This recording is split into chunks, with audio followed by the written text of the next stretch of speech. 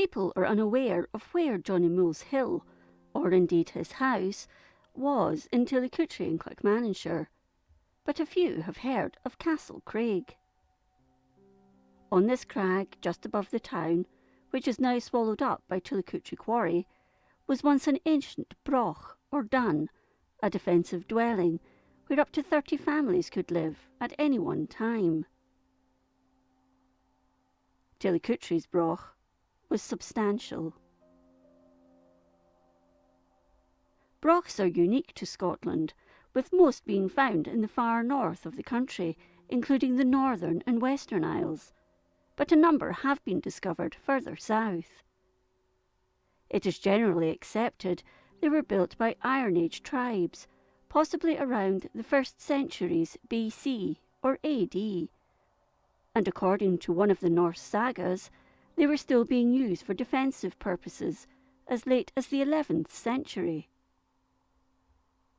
Today it is generally accepted that only those with high hollow walls are considered brochs.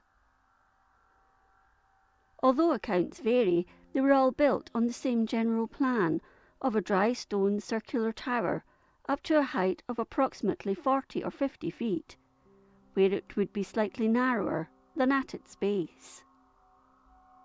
There was an inner court that was open to the sky.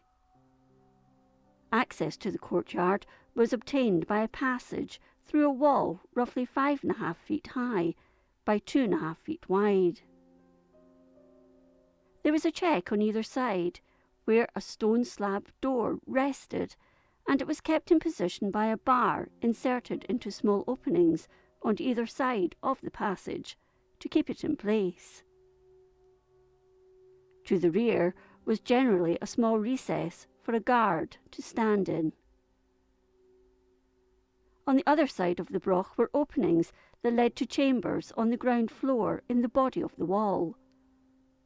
About 9 feet from the ground, the walls were split into 2 portions, approximately 3 feet apart, the thicker wall being to the outside. The inner portion was split into tiered galleries, accessed by a staircase winding round the tower, from the court below to the top. Only the door faced outwards, so that all the galleries overlooked the inner courtyard. This was to allow light into the structure. In the statistical account of 1795, the broch was described by the Reverend William Osborne.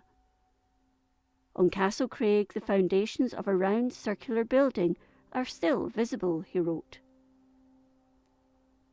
Also, it was noted that there had been a ditch dug for defensive purposes, part of which had been cut through the rock. Some of it measured up to 10 feet wide in places. He also stated that according to vulgar tradition, Picts had a strong fortification in this place.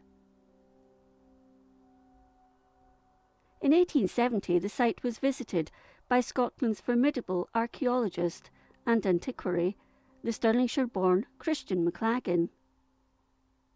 Thought to be the country's first lady archaeologist, McLagan's interests included Pictish stones and Celtic crosses, but her main interest was in brochs. The Tillicoultry broch was just one of many she wrote about for the Society of Antiquaries of Scotland in Edinburgh. Much of her work was published under the names of male colleagues, but the Castle Craig visit was written under her own name following a long fight for recognition. She called the broch Tillicoultry Castle and dated it to the Pictish era. She noted that the structure had not just 2 walls, but 3, each roughly 25 feet apart, although this was later corrected to 35 feet. The centre of it was estimated to be around 80 feet in diameter, and when she asked the older locals, some could remember it having a stone roof, so its destruction was fairly recent. She went on to say that they told her they had had fine fun playing there as children. The space where the central part was built had been levelled by the ancient people. When they were building the outer walls, they had scooped out the slope of the hill until they had a safe horizontal space on which to build. The innermost concentric wall was thickest, with each of the other two becoming progressively less broad. This may have been caused by difficulties quarrying the outer stone for the walls. The siting of the Broch is significant. It was near a source of water. The Tillicoultry burn runs down the glen, and this was vital. It also stood on a promontory about 400 feet high, with steep sides on the southeastern edge. In her description of the fine scenery from the site, McLagan wrote, "The wild, deep, rugged glen, the lofty mountain," referring presumably to Ben Cleuch, the highest hill in the Ochil Range, the far-reaching valley, the glittering winding river, the distant sea, all make up a scene of rarest beauty. Many of the stones from the Broch were used for sheepfolds during the Victorian era, leaving only the poorest of debris. It was recorded by William Gibson in 1883 that stood in ancient times a round Pictish fortress, the traces of which can still be distinctly seen.